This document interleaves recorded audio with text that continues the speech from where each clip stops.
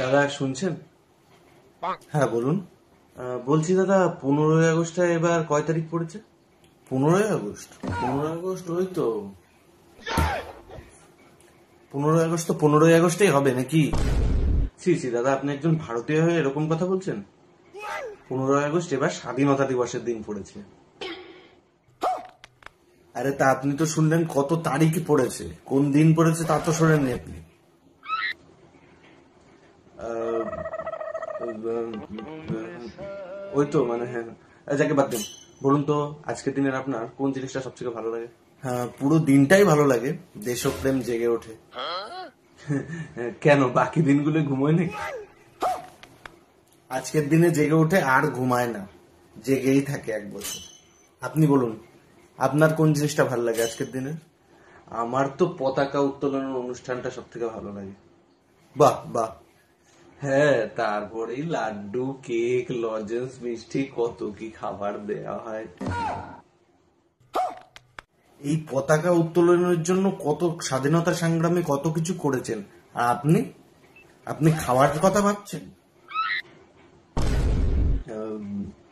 যাকে বাদ দিন। কয়েকজন স্বাধীনতা সংগ্রামীদের একটু নাম বলুন তো।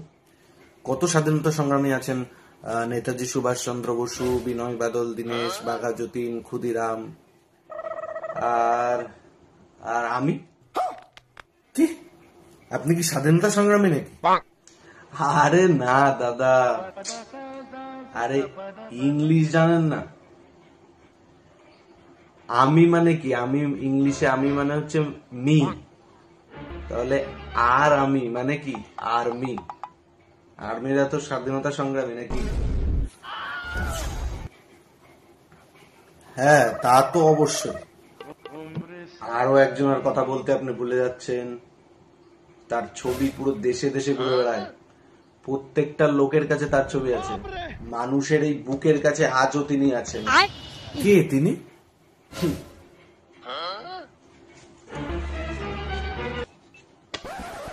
গান্ধীজি। হুম। আজ এই স্বাধীনতার দিনে সবার মুখে দেখতে চাই হাসি। আমাদের প্রিয় ভারত, আমরা তোমায় ভালোবাসি।